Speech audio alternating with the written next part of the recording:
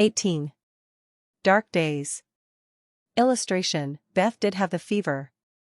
Beth did have the fever, and was much sicker than anyone but Hannah and the doctor suspected. The girls knew nothing about illness, and Mr. Lawrence was not allowed to see her, so Hannah had everything all her own way, and busy Dr. Bangs did his best, but left a good deal to the excellent nurse. Meg stayed at home, lest she should infect the Kings, and kept house, feeling very anxious and a little guilty when she wrote letters in which no mention was made of Beth's illness. She could not think it right to deceive her mother, but she had been bidden to mind Hannah, and Hannah wouldn't hear of Mrs. March being told, and worried just for a trifle. Jo devoted herself to Beth day and night, not a hard task, for Beth was very patient, and bore her pain uncomplainingly, as long as she could control herself. But there came a time when during the fever fits she began to talk in a hoarse, broken voice, to play on the coverlet, as if on her beloved little piano, and tried to sing with a throat so swollen that there was no music left, a time when she did not know the familiar faces round her, but addressed them by wrong names, and called imploringly for her mother. Then Jo grew frightened. Meg begged to be allowed to write the truth, and even Hannah said she would think of it, though there was no danger yet. A letter from Washington added to their trouble, for Mr. March had had a relapse, and could not think of coming home for a long while. How dark the days seemed now, how sad and lonely the house, and how heavy were the hearts of the sisters as they worked and waited, while the shadow of death hovered over the once happy home. Then it was that Margaret, sitting alone with tears dropping often on her work, felt how rich she had been in things more precious than any luxuries money could buy, in love, protection, peace, and health, the real blessings of life. Then it was that Jo, living in the darkened room, with that suffering little sister always before her eyes, and that pathetic voice sounding in her ears, learned to see the beauty and the sweetness of Beth's nature, to feel how deep and tender a place she filled in all hearts, and to acknowledge the worth of Beth's unselfish ambition, to live for others, and make home happy by the exercise of those simple virtues which all may possess, and which all should love and value more than talent, wealth, or beauty. And Amy, in her exile, longed eagerly to be at home, that she might work for Beth, feeling now that no service would be hard or irksome, and remembering, with regretful grief, how many neglected tasks those willing hands had done for her. Laurie haunted the house like a restless ghost, and Mr. Lawrence locked the grand piano, because he could not bear to be reminded of the young neighbor who used to make the twilight pleasant for him. Everyone missed Beth.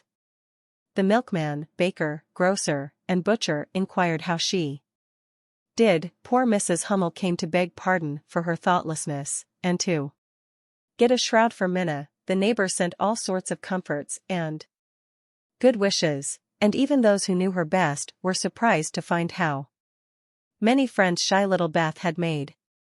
Meanwhile, she lay on her bed with old Joanna at her side, for even in her wanderings she did not forget her forlorn _prot g_. She longed for her cats, but would not have them brought, lest they should get sick. And, in her quiet hours, she was full of anxiety about Jo. She sent loving messages to Amy, bade them tell her mother that she would write soon, and often begged for pencil and paper to try to say a word, that father might not think she had neglected him. But soon even these intervals of consciousness ended, and she lay hour after hour, tossing to and fro, with incoherent words on her lips, or sank into a heavy sleep which brought her no refreshment. Dr. Bangs came twice a day. Hannah sat up at night. Meg kept a telegram in her desk all ready to send off at any minute, and Jo never stirred from Beth's side. The 1st of December was a wintry day indeed to them, for a bitter wind blew, snow fell fast, and the year seemed getting ready for its death. When Dr. Bangs came that morning, he looked long at Beth, held the hot hand in both his own a minute, and laid it gently down, saying, in a low tone, to Hannah, "If Mrs. March can leave her husband, she'd better be sent for." Hannah nodded without speaking, for her lips twitched nervously. Meg dropped down into a chair as the strength seemed to go out of her limbs. At the sound of those words, and Joe, after standing with a pale face for a minute, ran to the parlor, snatched up the telegram and, throwing on her things, rushed out into the storm. She was soon back, and, while noiselessly taking off her cloak, Laurie came in with a letter, saying that Mr. March was mending again. Joe read it thankfully, but the heavy weight did not seem lifted off her heart, and her face was so full of misery that Laurie asked quickly, "What is it? Is Beth worse?" "I've sent for Mother," said Joe, tugging at her rubber boots, with a tragical expression. "Good for you, Joe. Did you do it on your own responsibility?" asked Laurie, as he seated her in the hall chair, and took off the rebellious boots, seeing how her hands shook. "No, the doctor told us to." "Oh Joe, it's not so bad as that," cried Laurie, with a startled face. "Yes, it is. She doesn't know us, she doesn't even talk about the flocks of green doves, as she calls the vine leaves on the wall. She doesn't look like my Beth, and there's nobody to help us bear it. Mother and Father both gone, and God seems so far away I can't find him." As the tears streamed fast down poor Joe's cheeks, she stretched out her hand in a helpless sort of way, as if groping in the dark, and Laurie took it in his, whispering, as well as he could, with a lump in his throat, "I'm here. Hold on to me, Joe, dear." She could not speak, but she did hold on, and the warm grasp of the friendly human hand comforted her sore heart, and seemed to lead her nearer to the divine arm which alone could uphold her in her trouble.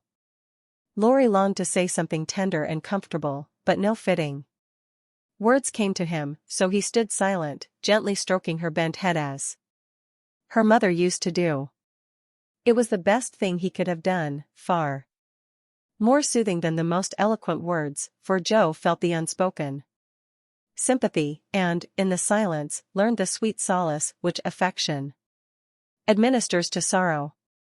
Soon she dried the tears which had relieved her, and looked up with a grateful face.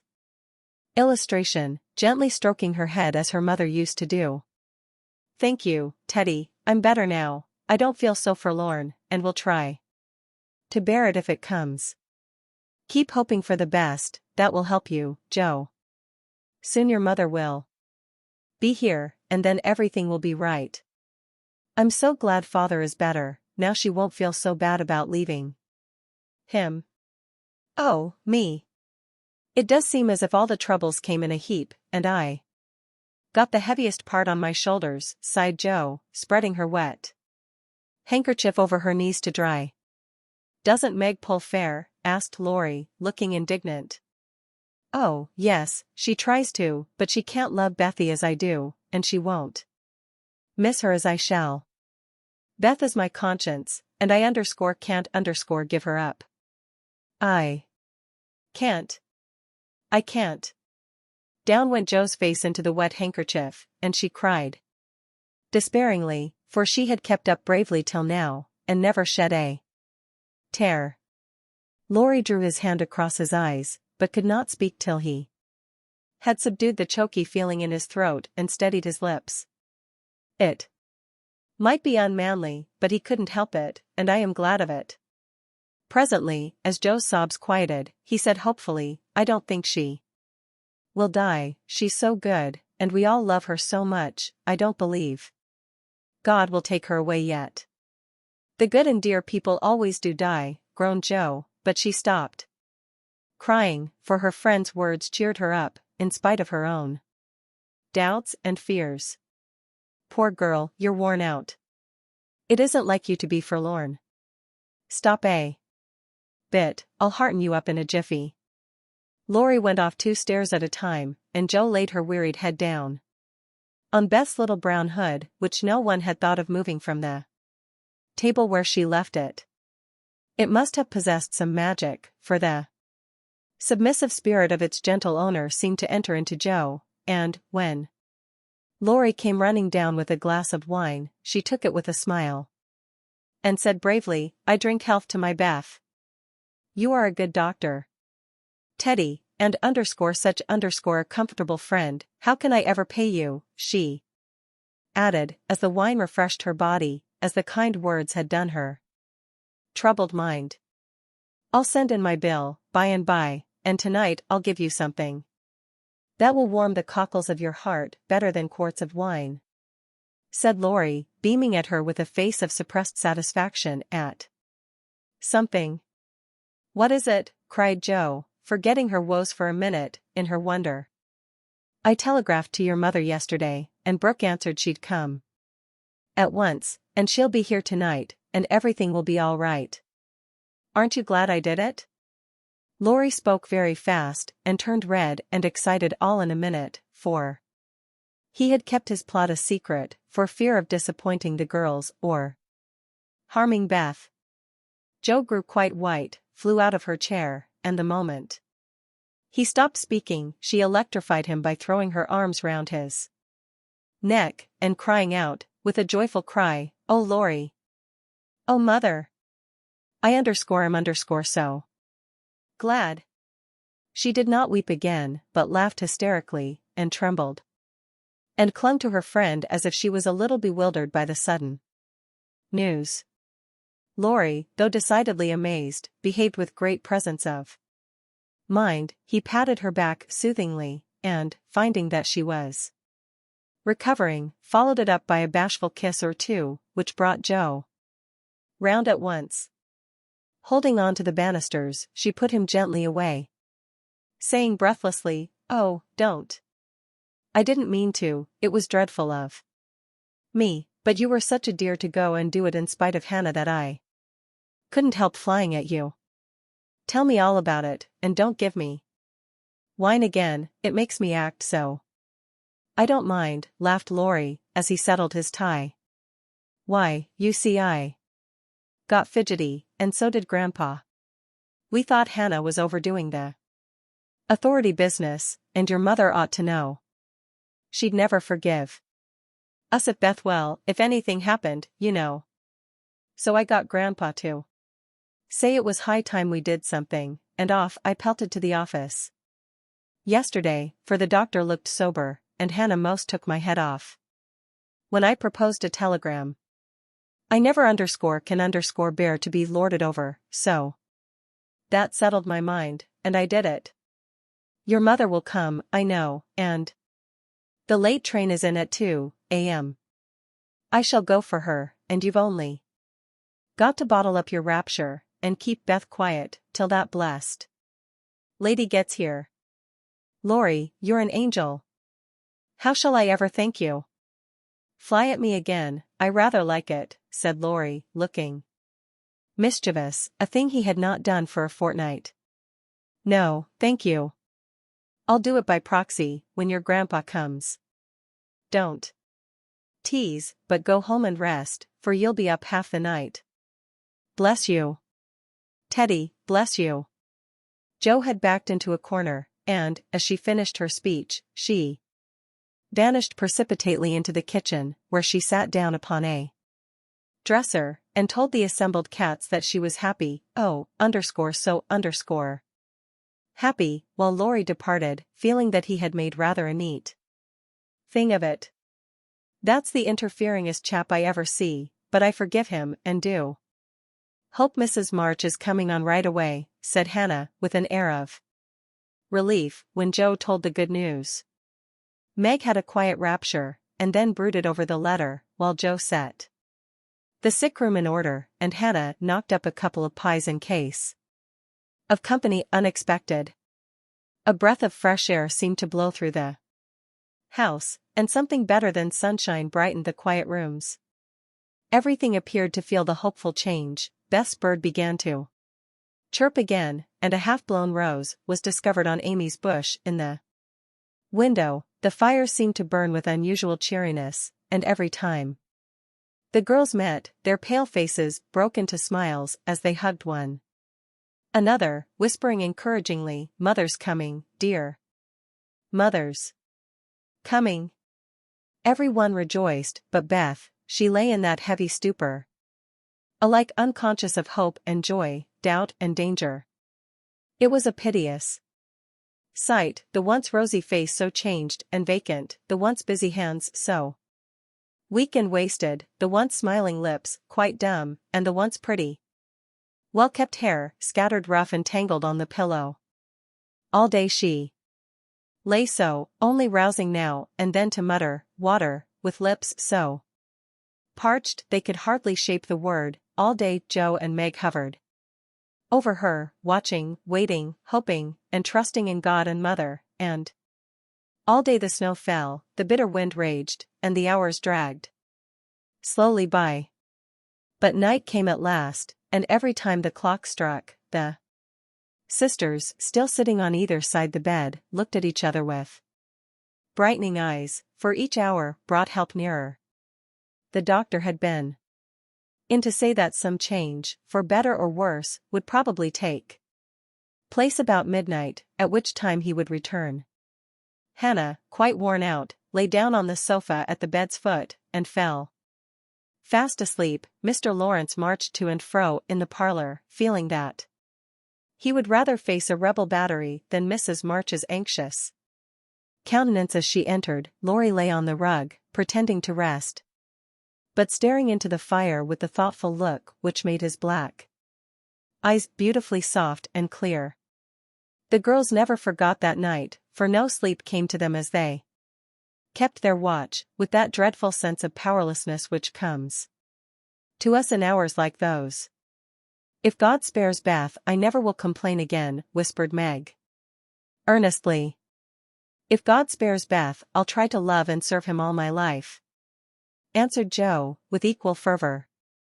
"I wish I had no heart, it aches so," sighed Meg, after a pause. "If life is often as hard as this, I don't see how we ever shall get through it," added her sister despondently.